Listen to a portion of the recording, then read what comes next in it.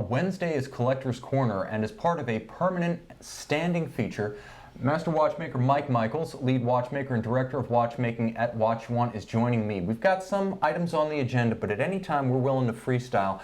We'll drop our points to answer your questions, so load them up, guys. Mike, how are you doing tonight? Fantastic, Tim. Glad to be back.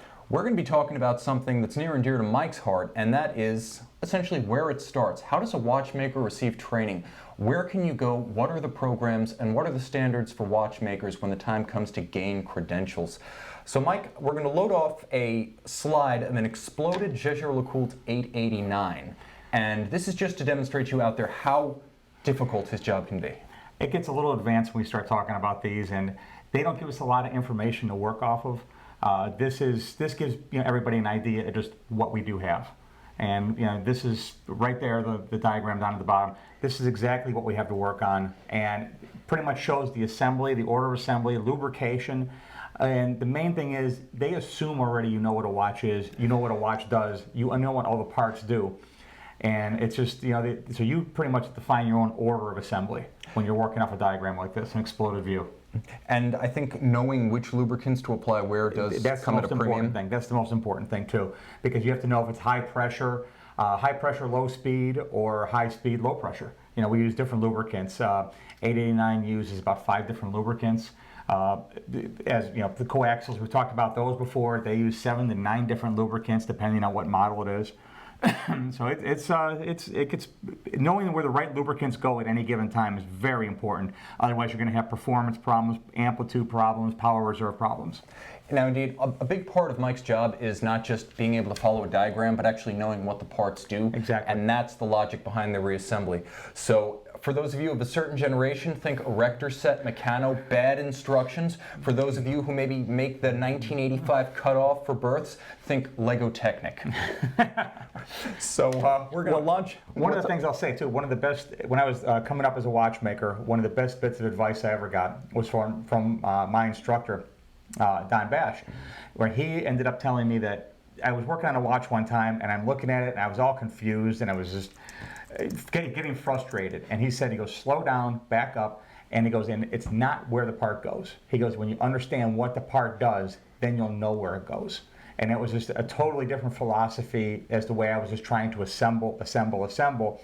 When you start understanding how the parts function, how they move, how they interact with other parts, it just opened up a whole new door, and that's how I was able to, to gain the knowledge that I gained. Also, I'll throw this out there. If you want to follow Mike's daily escapades and conquests, he's on Instagram. Mike, what's your handle on Instagram? Michael R. Michaels. So basically, the man with one name times 2. You can follow him on Instagram. Teardowns and build-ups of some of the best we see. Doing it every day. Okay, so we're going to talk a little bit now as I greet our global audience. Tom P., welcome. Don Gizzle, Javier Fursta, Tim S., Jason, welcome. Eric, Sergio, Hachi, Louis Toledo, Jeremiah Bose, welcome. Jesse, Eddie Landsberg, Don Gizzle, I Love Cars, Chad Dixon, Luke, welcome, guys. So we're going to talk a little bit about what the training program looks like for a watchmaker. Mike, now you started with an apprenticeship. Yeah, there's a couple different avenues. I started off, I wasn't born a watchmaker, I was born an aircraft mechanic. I decided I changed fields because I always had a fascination with timepieces and watches, and it started more as a hobby. Then I went into it 17 years ago now. I just dove head into it. It didn't make sense when I tell a lot of people that I came from the world of aviation until I went to Switzerland. And when I went to Switzerland, the first thing, they said, what did you do before you were a watchmaker? And I said, I worked in airplanes. And they said, oh, it makes sense. And I said, no, explain to me why it makes sense. And they said, well, in Switzerland, you go to school as a watchmaker, then when you join the military, they make you an airplane mechanic. So it was the flip side of it. So that's why it made sense. And then ever since then, it made more sense to me. But it's precision mechanics, and not so much as remembering everything you do, but remembering where to find the knowledge and the information and the resources to actually do the work. As they told us in the Navy, always know the reference to consult. Exactly. So be able to back yourself up.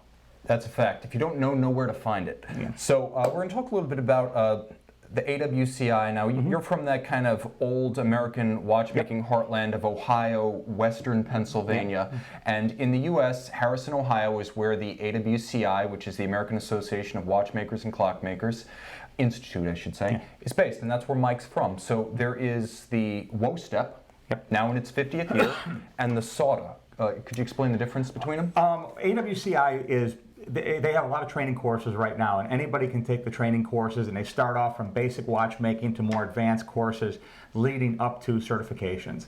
For anybody wanting a little bit of knowledge, absolutely, go ahead, go online, sign up, take a course, take a basic course, and you'll be surprised at how much you don't know. And you'll be able to, surprised at how much it pushes you. They'll push you and how much knowledge you can gain about what you don't know. The courses are readily available. And like I said, you come out of it knowing a lot more and just being a lot more confident, whether you're just a collector or you want to be a watchmaker. You'll find out, some people find out they want to be a watchmaker, but it's harder than they thought it was. That's one route. You have the other schools. You have WOSTEP, which is actually a school, and you can actually go to the school in Switzerland. They start apprenticeships in high school, going through. A lot of the different brands have different schools. One of the interesting things I saw with Chopard, where they had their own school up in Florida, was when you graduate from that school, they didn't want you to come back and work for them for 2 years, because they wanted you to go out and work for another house somewhere and get different knowledge. Then you can come back in 2 years and bring that knowledge back with you. So it's interesting to note that the WOSTEP, established in 1966, originally a campaign by the U.S. government to help train American watchmakers as that old Midwest of American watchmaking was dying. This year is their 50th year. Yep. There is both the physical WOSTEP, which is in Neuchâtel, that's a school you can go to and a great one, and then there are the affiliate programs at schools around the world. In the U.S., we have the Nicholas Hayek School, and we also have the Dallas-Fort Worth operation, which is largely funded by Richemont. Mm-hmm. And as you said, the Hayek School is down in Miami, and it's right down here locally. And you probably know the number of students they take every year. Yeah, in general, you can count them on the fingers of two hands. It's very exclusive and very selective. And people, like when I was applying to Navy OCS, people will just keep applying year after year until they get in. It's that kind of thing. And the thing is, too, it's not just, you can't just say, I want to go to the school. You have to pass different small exams, dexterity exams, basic knowledge of what you're doing. You basically can't be all thumbs. They can't turn anybody into a watchmaker. Yeah. They know that from the start. And yeah, that's true. There's definitely a ceiling in terms of manual dexterity. I've done some work with these movements, and I can tell that it's very, very difficult on even a basic, dumb as nails pocket watch sized 6497. So you get small, you get down to little ladies, lozenge movements from the 40s and 50s, it becomes very delicate indeed. That's what I learned on. Mike saw a lot of those. And I saw a lot of those coming up. So I do want to talk a little bit about the difference between WOSTEP and SAUDA, and kind of, we talked about where WOSTEP came from historically. Where did SAUDA come from? You tell me. Okay. You know this knowledge. Okay, this is true. It better than I can. This is something that Rolex has advanced. Rolex increasingly looking at the demands seen in its own service centers in the United States. An understanding of refinishing is increasingly emphasized. A focus on Rolex-based movements in the school phase of training, where previously something like a 6497 would have been used for manual wind, a 2824 would have been used for an automatic, a 7750 would have been the chronograph. Now they're seeing Rolex-based calibers early on in their training. Principal schools, North Seattle Community College, kind of off the beaten path, but very highly regarded in the industry and has been now for the better part of 2 decades, and also Lidditz, Pennsylvania. Yeah, and Lidditz. And like I said, Lidditz more than anybody else, that was, when I was coming up, that was the school you wanted to go to because that was Rolex. And that was, you came out of there, making watches. They made watchmakers. And, I can't say enough about the school and what they turn out. And they say plus the instructors. The instructors are hard as nails there. They do come out with a distinctly Rolex loyalty and worldview. Yes. There is that. They bleed green, as they say. So essentially, once you've taken your basic credentialing and your basic education, that opens the world of continuing education, which is both brand specific and within the brand's caliber specific. I know you trained with Chopard, with Breitling, with Hublot, with Omega, and you feature. Well, the first certification that I got was the CW21. And that was, at the time when I took it, that was the benchmark Rolex exam. I was working at a center where we had a Rolex parts account. If you wanted to keep that parts account, every watchmaker that worked on those watches had to have the CW21 certification, or they were not allowed to even decase a watch. They couldn't do it more than basically touch the watch. So I took the CW21, and when I took it, it was a 4-day long exam, consisted of 5 parts, a 1-day written exam, And if you got up during the written exam to go to the bathroom, you were done. That was it. You were. It was that strict. We also had a 2892. We had a 7750. We had a 955 quartz, and we had a micromechanical balance staff project. You could allocate your own time as to doing it. You had 4 days to do it, and then knowing you're not going to complete it all, you're going to come back and finish the parts you didn't make. You didn't pass the first time. So the basic thing was time allocation. Focus on the harder parts. Get them done. You could always come back and do one more course and finish it up. So that was just the first benchmark that I took, and I took that. I never attended a formal school up to that point. That was what I took, and that was my first benchmark. And when I really decided this was the career that I wanted to stay with and just to try to advance in. Now, it's important to note that there are people, our apprentice watchmaker Pedro is actually one of them, who is attending the AWCI instructional courses, and he's learning most of his knowledge through hands-on apprenticeship here under Mike. The same way I learned. Exactly. So you don't necessarily have to attend a school. There are many paths if you have the determination. But also, anyone can be a member of the AWCI. You have to be a member to start taking their courses. So I'm a member, Mike's a member, anyone with enthusiasm for the watch can be a member and take those courses starting from the beginning. Yeah, there's also satellite courses too. Down here in Florida, the Florida Watchmakers, they offer courses every year. They just had one back in October. And there's courses in satellite. If you're in different states, you can always find the information and find where to go just to take a course. And I would really advise, try it. Sit down. Sit down and see what we do, and then you have more appreciation for what's inside of your watch and what you're collecting.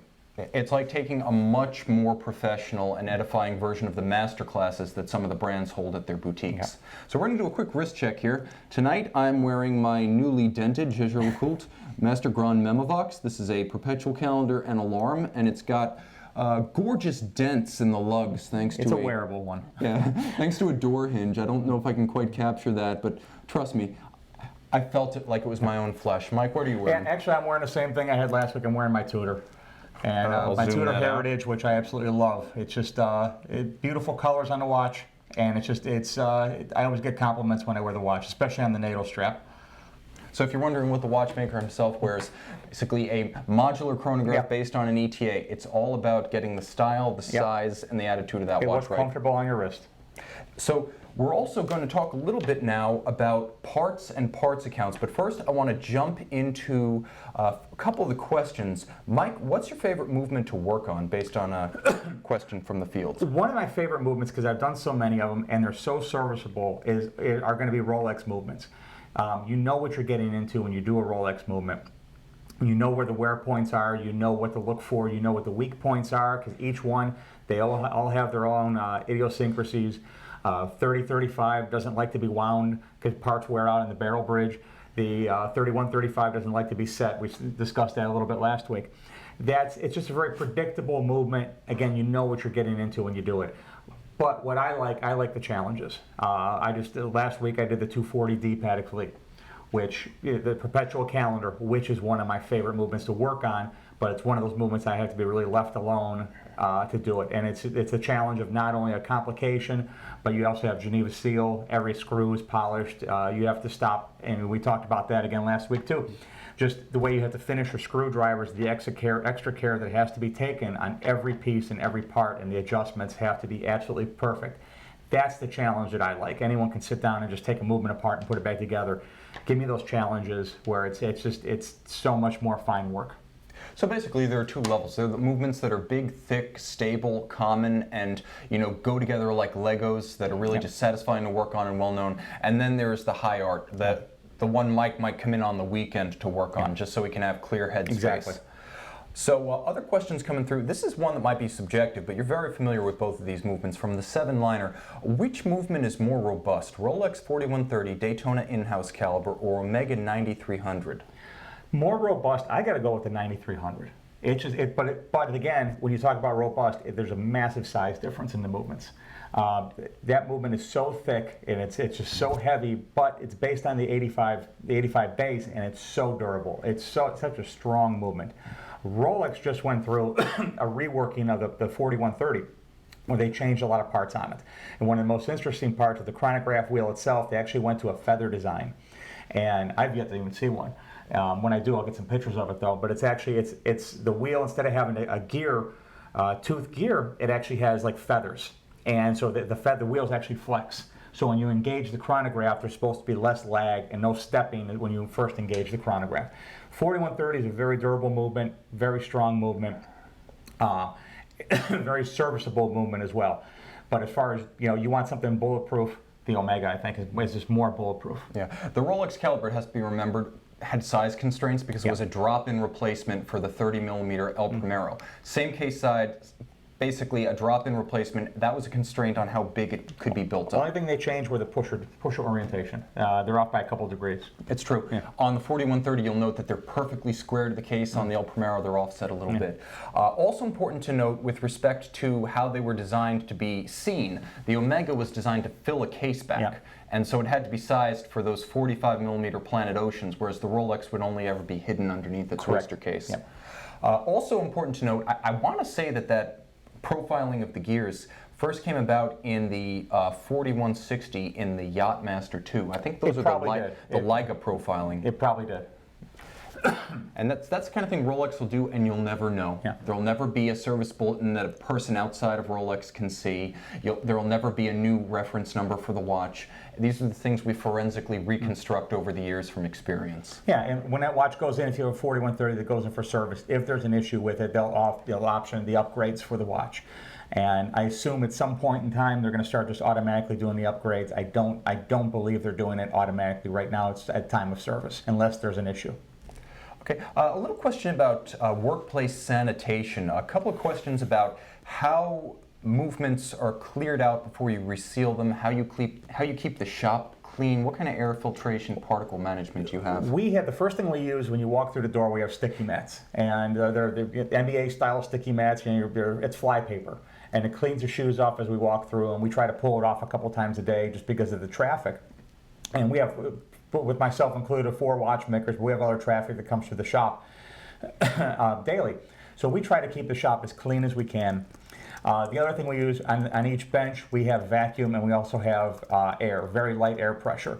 So we're constantly cleaning pieces, either vacuuming dust, blowing air off, just whatever we need to do, because one little speck of dust, one speck of lint will just find its way inside that movement and wrap itself up around the escape wheel, and I've seen it too many times. I've seen it come out of factories, brand new watches that are stopped or have very low amplitude. I'll find a piece of fuzz, we call it hair, it's not really hair, wrapped around an escape wheel post or wrapped around a pallet arbor, and it finds its way to the highest speed rotation, and that's where it just locks itself in.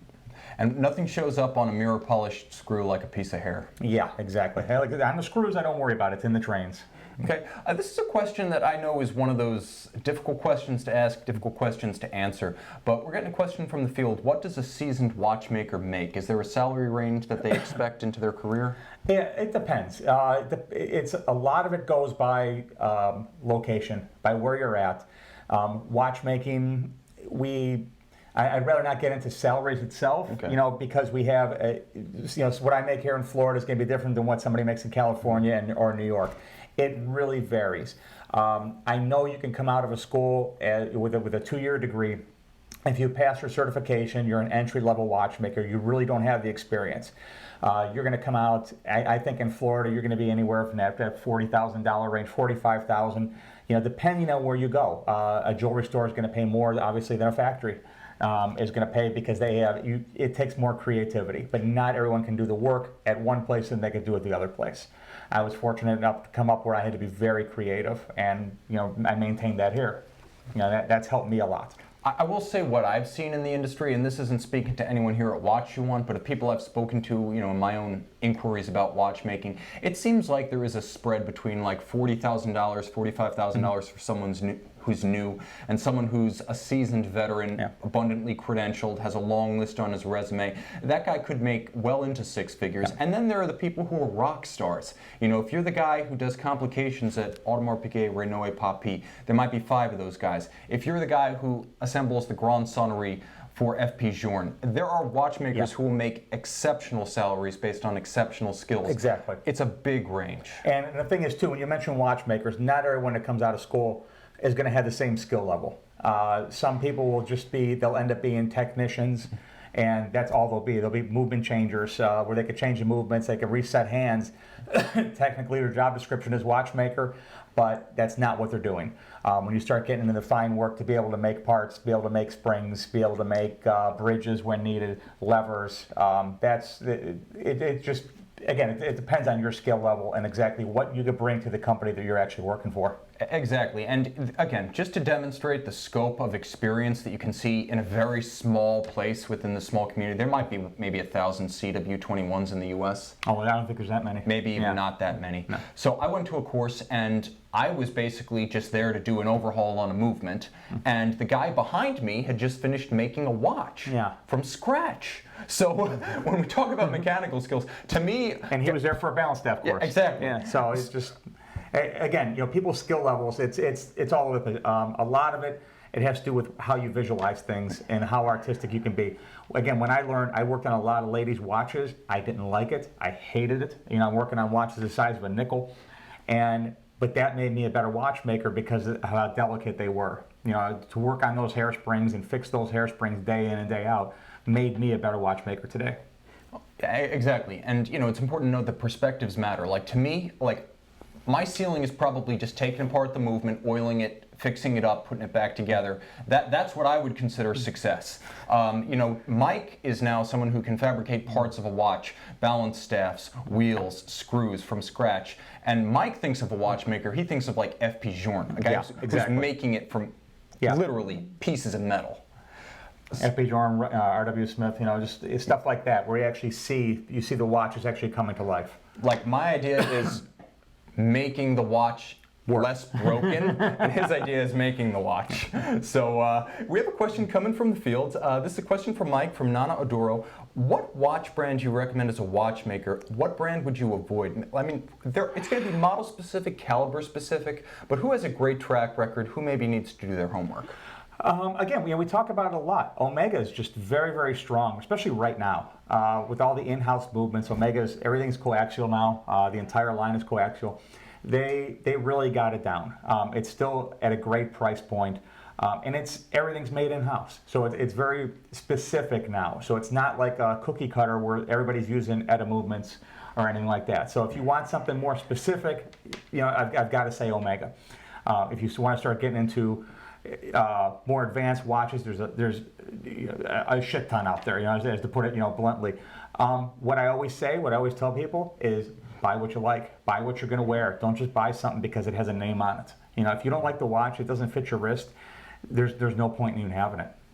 Yeah, there are very few brands that we say avoid outright because in this market, it's become so selective and competitive that if you're making a bad product outright, you're going to get called out. Yeah, exactly. You're not going to last long. So I would say overall, obviously Omega, great. I mean, this is why, because they're getting the best that ETA has to offer. When you look at the likes of Jacques Drouot and Piguet and Blancpain, they have their own little satellite manufacturers like Frédéric Piguet and Lemania that are building their movements. Nothing compares to the engineering might of ETA, and they're building calibers now expressly for Omega. That's now their ceiling. The best movements and all the engineering muscle and computers and talent that ETA has is going straight to the Omega brand. Exactly. And in terms of what to avoid, anytime you see an excessively thin or fragile movement in a sports watch application... Yeah, we talked about that earlier. That's on the agenda. We're going to talk about that, We're getting there. So, other things coming through, questions... Do you think Lange deserves to be alongside the likes of Vacheron Constantin, Patek, and Audemars Piguet? Absolutely. Look on my Instagram. That's an easy one. Yep. So, we're going... Some of the most beautiful movements made. Bobby Kumar, question. What's your impression of the caliber 321 and basically the Lemania 2310? The 321, CH27, everything. I absolutely love that model. I love that caliber. I especially love it in the Roger Dubuis with the Geneva seal. And we have a few of those here. We don't have them on the table today. The retrogrades. I actually got the service one last week. It was by retrograde. Based on a CH27. Absolutely beautiful movement, column wheel movement. Basically, it was a predecessor to the Speedmaster movement, to the 1861. And I absolutely love it. Yeah, there was eventually a conversion over from the column wheel design, and it was adapted to become the cam wheel design. So it's important to note also that we've got some parts on the table here. As kind of as we segue out of our parts discussion, we are a Omega recognized service center. We service Omega. We have a parts count with Omega, and Mike has trained with Omega. Yeah, so trained with Omega, and also I think I was the 17th to get the OWME. To take the exam and actually take it, and it was a tough exam, and it did exceptionally well on it. I'm proud to say, but that's one of the reasons we actually have two watchmakers here, myself and Susanna included, that we both passed the OWME, and I just wanted the benchmark. Instead of having one watchmaker, that's all it's required. I wanted both of us, to have two people to have it, just to be able to, there's not a lot of shops that will send two people to get certified. When only one needs to be. And I just thought that was important just to show more provenance for us. And unless you're trying to get like the orange ceramic bezel for that nearly unobtainium Planet Ocean ceramic bezel orange, we have a parts count such that I think Mike even ordered a dial, a service replacement dial for a Ploprof, an original Ploprof. Yeah, and we pretty much haven't been told no yet. So I keep pushing the envelope, but we haven't been told no yet, so it's good. Okay, so this is just an idea. I don't know if we can come over here. Oh yeah, we can get a little bit closer there. This is how parts actually are shipped, and these are reversing wheels for a 2892 or a Mega 1120, and it just gives us an idea. And again, that's how big they are. Okay, so they're postage stamp size packages, little blister packages, and that's how parts are shipped. That's how we obtain them. And it's a little sandwich of two wheels and a couple of springs. So that's how small a reversing wheel, and micro-mechanical it gets. And that's for what most would consider to be a pretty ordinary caliber. And the thing with this is lubrication is very important in this. Use the wrong lubrication, which we talked about earlier, the wrong place, then the automatic will lock up and you'll go to wind the watch and the oscillating weight will start spinning when you go to wind it. That's what you feel when you're winding your watch and the thing is wobbling. It's pulsating in your hand. It's a sticking click spring in the automatic system, and it's because someone didn't use the right amount or the right lubricant. Or just got dirty and needs a service. Exactly. That's another sign that the time has come. So we're moving into something that I think is a little bit controversial but appropriate, because we've had questions about good movements, bad movements. I wouldn't say that there are any bad movements in the mainstream of watchmaking. They usually get filtered out and consigned to the dustbin of history. There are some that are, I think, misapplied in sports watches, starting with, I'm going to say, honestly, the JLC 889. Which is a great movement for a dress watch. It's fantastic movement. We had the diagram up before on it. It's a great movement to service, but it's more a delicate movement. It's not meant to pound nails with. Yeah, when you're looking at a movement that is thin and fine and would be appropriate at the opera, oftentimes that's a very bad choice for a 50mm sports watch. Or in the case of IWC, which learned the hard way during the 90s, a beater pilot's watch, the Mark 12s featuring the 889. That's the reason IWC eventually started moving back towards ETA calibers and then eventually transitioned over to its own in-house, beater grade calibers. Also, the Frederic Piguet 1185 chronograph. It's used in a lot of movements. It's used in a lot of watches. I actually like the movement itself because of its compactness. It did transition into the Omega.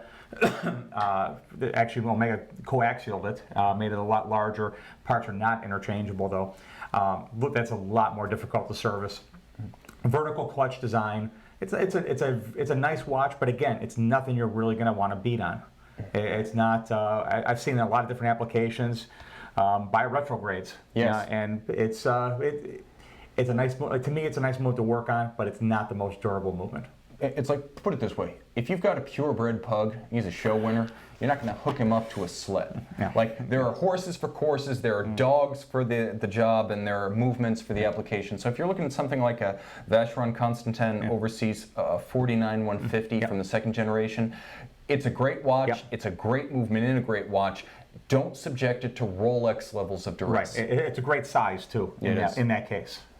And also you're going to see it in the Royal Oak chronograph. Right. You're going to see it, like Mike said, adapted as the 1285 of Bausch, becoming the 3300s in the Omegas. Which is a lot bigger though. Yes, it is. It's much thicker.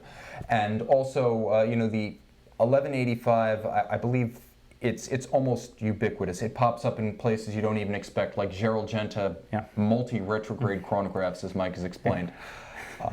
So that was fun. Yeah. So basically, when it comes time to put a dent in your watch, don't do what I did to mine. Not with that. Also, Girard-Perregaux 3300 family, the 3000. The GP3000. I didn't bring the parts down for that one. The GP3000 is a tricky movement to service. It's a very delicate movement. It is by no means a 2892 as far as durability. They use it for a lot of modules. They use it, and it takes a lot more time to service that movement. And I've done my share of them. Again, I would take a couple 2892s over it, just because of durability and the driving strength and the power they put out. Once you get it running, you can fine tune it, but to me the balance is very small on the watch too, which also it makes it harder to regulate to get chronometer specs out of it. And that's one of the reasons that Girard-Perregaux started to introduce their own regulating organ during the late 2000s to move away from that finicky 3000 series, but still ubiquitous, and look for it in a big sports watch. That's when you don't want to bash. Question coming from Hachizenki. Modern Langa's history is from what, 1992, he's asking? It's from 1990, when they officially reconstituted the company and started developing calibers, and then in 1994, I want to say it was like a castle in Dresden, they introduced the first 4 model lines, and I want to say it was like the Arcade, the Langa 1, Pour le Mérite, Tourbillon, and I don't know, Saxonia, I want to say.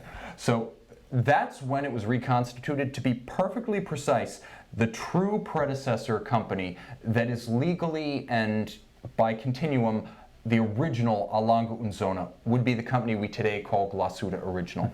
They were A Longa Unzona, and they were one of many brands folded into the GUB. If you look at your GO caliber, it still says GUB on the plate. So by consent, A Longa Unzona was reconstituted by the consent of the GUB in 1990. Yeah, factories are right next to each other too, aren't they? Yeah. I heard they pretty much reach outside one window into the next one.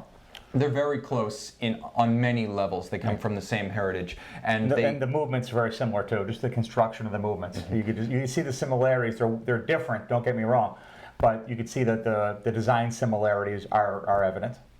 And of course, Walter Lange and Gunter Blumlein helped to reconstitute A Longa Unzona. Of course, Walter Lange, one of the few surviving members of the pre-collectivized Lange family, still practicing, and obviously he's semi-retired now, but he was important in 1990 in restoring the line and bringing credibility to it. Gunter Blumlein was an executive with a company called Les Manufactures Horlogères, which owned JLC and owned IWC and became a stakeholder in Lange. So he brought over a lot of engineering know-how from JLC, and together they reconstituted Lange. Lange is just, the finishes, everything about them, they're stunning watches. The performance is amazing in them. I absolutely love them. So we have a question coming from Ryan Clark. He's asking, other than Omega, the Rolex calibers, and the usual suspect from ETAs, what is a robust three-hand mechanical movement that can take rough wear in a sports watch? I have always been a fan of a 2824. I've always been a fan of that movement. It's thicker than a 2892. It's more durable. It's harder to wind. It's one way you can tell what it is. They're very serviceable, but it's a very, very durable movement. You don't see them used a lot anymore because of the thickness of the movement. I would say there are quite a few Seiko calibers that definitely deserve a shout out in that respect. They're not something that we see too often here, but they are robust and well engineered in their own right. Also important to note that realistically, the JLC 975 Auto Tractor, which kind of became the basis for every modern automatic JLC, that's a very robust movement, and it was built with the lessons learned from the dalliance with IWC in the 90s. Everything that broke, they went back and they rebuilt twice as strong. So I would say the 975. I would also say, is it fair to say the Soprod A10? Yeah, Soprod, it's not a bad movement, not a bad movement to service either. And that's how I look at it. I look at watches differently than a lot of other people do, not just for durability, but serviceability. And people ask me all the time, the same thing. And I look at a watch and when I pick one up, how ugly is it to service? How easy it is to service? And I would also say, you know, it's probably worth giving a shout out to anything that's very heavily based on either a 7750 or a 6497. And they're out there, movements from the likes of Habring and Nomos that have taken the pattern of drivetrains and reproduced them. Yeah, the A05 used in the Panerais, the three-hand, are basically a 7750 without the chronograph. Very, very durable. Very durable. Chopard uses it as well as in the millimeters. Also, the whole family of spring drive calibers, very robust. I realize they do kind of straddle a line between the worlds of mechanical horology and quartz, but in terms of how they're built, they, you know, are well placed in everything from like an SBGA, I want to say like 029 dive watch, right up to the likes of, you know, the 8-day Power Reserve Grand Seiko that just came out this year at Basel, and the likes of Crador too. So broad applications, but a tough movement fundamentally. Okay, so questions coming out. What do we think of the new line of Métas certified, the new chronometer standard, like the 8900 that we have here in this Constellation Globemaster? Same good stuff, passed a different test. Yeah, it's basically the same test, just different criteria. They added a couple criteria to it. We like them a lot. They're built in a new manufacturer that Omega has set up specifically for this. I like the idea of a cased up test. That's because so much can change when you actually put a movement in. That's how the Flourier test was too, for the Flourier seal. It had to be cased up. And also that's how JLC's 1,000 hour control is done. Okay. Isn't Patek like that too, with the Patek Philippe seal? Yes, they do test the finished watch. Yeah, it's a cased up watch. It's not just a testing of the movement. When the COSC certification, basically any COSC certified watch is just the movement. It's not tested again once it goes into the watch. The COSC watches get, and Breitling, all their watches are COSC certified. What they would do is they would have the watches sent out, come back certified with a certification number, and then actually eventually becomes a serial number of the watch. So there's really no rhyme or reason how the serial numbers go on the watch. They don't go in sequential order. It goes by how the movement is serial number to the watch.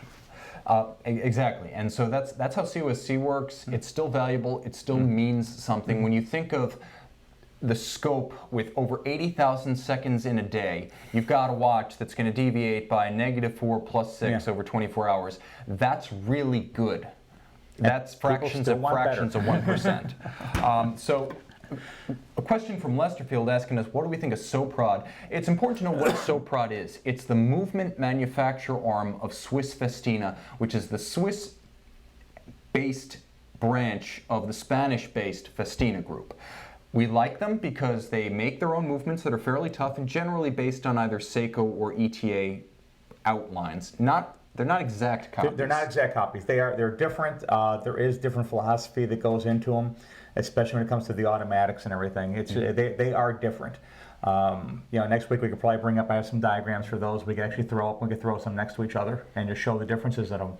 But size-wise, they're basically the same line, same calibers and everything. But they're not interchangeable by any stretch of the imagination. And it's also important to note that they still do a lot of modular work on ETA calibers. They are still taking deliveries of ETA base calibers because ETA doesn't sell kits anymore. Right. But they're taking the base calibers and they're building their own modules on that. So if you've seen the 9040 powered, the so-called Soprod movement, like Panerais, that's what you're looking at with the Power Reserve watches. You're looking at a module built on top of an ETA caliber that's called a Soprod. Okay, Mike, why don't you give us your Instagram again, because we've got a question. It's Michael R. Michaels, and there's at Michael R. Michaels. Definitely worth following. Much more interesting than whatever I can produce. So we've got. I don't know about that. I can produce some pretty pictures. Mike will get you the hardware. So here's a question. This is the Rolex 3236 generation that much better than the 3135? Where I should wait for the new generation of movement? I would say anything that's new, be wary. I would say too.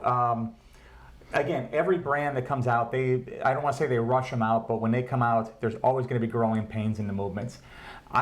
We've seen those movements here. We have not worked on them yet because they're too new, and I don't believe they're even supplying parts for the movements yet. What the manufacturers do, and with the Hublot Unico is a great case in point. When the movement came out, All those watches, every time one failed, there was a customer service problem or one had to go back, they wanted it back to Switzerland. And the reason they wanted it back to Switzerland, not because it couldn't be repaired, but because they wanted a track record of what was going on with these watches. They started building a database, and that's how they improved the movements, is by constantly upgrading them. If they have so many come back with the same issue, they know there's a weakness there. So by the time you get the watch, even though the watch has gone through its tests, its quality controls and everything, there are still some possibility of some lingering issues that, because the watch hasn't been in the field, they can only test it so much. Once it gets in the field, there's a different thing. As far as the Rolex, everything Rolex puts out is durable as hell. I wouldn't say to hold off on it. Because if there aren't any issues, Rolex does have a 5-year warranty now. Yeah. So you're not going to have to worry about that. Anything that goes back, it's going to be covered under a warranty. So don't let that hold you back from buying the new one. I would say buy the old one if you like it, buy the new one if you like it. Yeah. They're both great watches. Ultimately, a lot of innovation. There's the Chronergy Escapement, which is a whole new engineered set of pallet and wheel profiles. There's a new barrel. It's thinner. It's got a bigger mainspring. A lot has changed, but Rolex has your back. So buy with confidence. Absolutely, they have your back. Okay. On dangerous ground. From Corey Teolis, a regular who actually is in correspondence with me, and I want to give a shout out to Thomas K. joining us. Hello. Corey is asking us about thoughts on Sellita movements. Also, if there's a happy story like an arc, we could discuss. I don't know. Sellita, I've seen good and bad. I've seen new Sellita movements when I was working for Hublot. I saw new movements in watches that were the 2892 basis, SW300, where jewels were actually installed upside down, and that's why. And so, how the watches actually ran, I don't even know. Past the quality control to start with, how those movements ran, I'm not even certain. So I've seen bad. What I don't like about the Sellita is, and I assume it's getting better because they understand too that they're going through their growing pains. But the watches are adjustable, but they're not as durable. They're not built as durable. Everything from the screws break, the screws scratch easier. The parts are just not as durable as the ETA. And here's the thing, with the soap rods, which are also often heavily based on ETA, they cost more. But they're good. The problem with Sellita is they're trying to match ETA's economies of scale, which is impossible. Exactly. By some measures, ETA by itself is 10% of the value yearly of the entire Swiss watch industry. So they can build it well and cheap. And Sellita is trying to compete on cost with a monolith, a monster, a juggernaut. So they've gotten their cost competitive, but at the cost of quality. But the one thing I will say about Sellita, they did make parts available. And there's parts for the SW200, which is based off the 2824, SW300, which is 2892, and SW500, which is the 7750. There are parts available. I was able to establish a parts account through Switzerland for them and order directly. So it's they do make the parts. And that's one of the big things. We started talking about that earlier. Parts availability is one of the biggest problems we have as watchmakers. Being able to reach over, we need a part. We don't want to have to fabricate a part for a 2892. We want to be able to drop a part in because it's engineered, it's tested, we know it's going to work. And a question coming from Guan Boy, who's asking, basically, IWC is Sellita based now? Not exactly. In the Mark 18, yes, and that's part of how they achieved the price they did on that watch. But they are more in-house than they've ever been, and I believe they are still receiving ETA finished calibers. They no longer receive the kit and finish it themselves, but they are receiving ETA calibers whole. They're not completely converted over to Sellita on the watches that are not in-house. Also, worth mentioning, hey, Eterna, the caliber 39, that's a pretty tough movement. Yeah, it is, absolutely. Sorry we didn't mention that.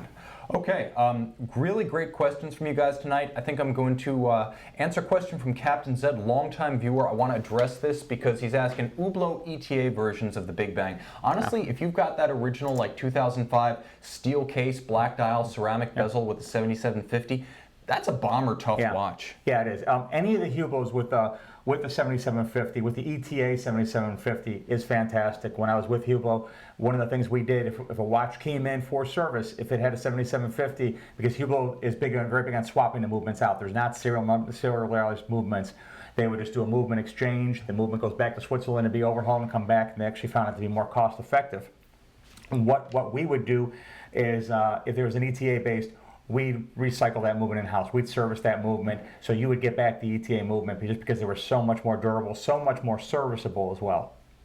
And this might be the best question to close because it's something that I can't quite explain, and it's the phenomenon of Rolex recommending a 10-year service interval while giving a 5-year warranty. So my question would be, what if you held off for 8 years and the watch stopped? Like, well, just like it says, you have a 5-year warranty on the watch. If you're 8 years, you're 3 years out of the warranty, which I understand. They're saying this 10-year service interval. That's because the lubricants are getting better. It's not just the movement being designed better, but every year the lubricants do get better. We're no longer using blended lubricants. Everything is full synthetic now, so that we're getting more play out of that movement itself, out of the lubricant itself. I believe Rolex, because with the new escapement too, that's why they're expanding it out too. When Omega came out with the coaxial, one of the big things was less service, less service. It took a while to get there, but now they're a 4-year warranty. Yeah. On 8500, yeah, it's 4-year warranty because of the escapement, because they finally figured it out. And again, it's growing pains. It's getting things. It's getting through the rough point. I can't even call them rough points, but the growing pains of knowing when the watches are in the field. That's how. That's why they can extend a warranty, but they're not going to extend the warranty forever. Yeah, exactly. So a combination of closed casebacks, Rolex, no UV rays are getting in there. Yeah. Big, tough movements and advanced lubricants. Also, Rolex's incomparable manufacturing tolerances. Yeah, great case construction too. It's well protected. And this is just to clarify for ZWOH, isn't that 10-year thing an urban myth? That is correct. Yeah. It was widely circulated. While the 5-year warranty is absolutely for real, and you'll see the green chronometer seal, the little hang tag that comes with those.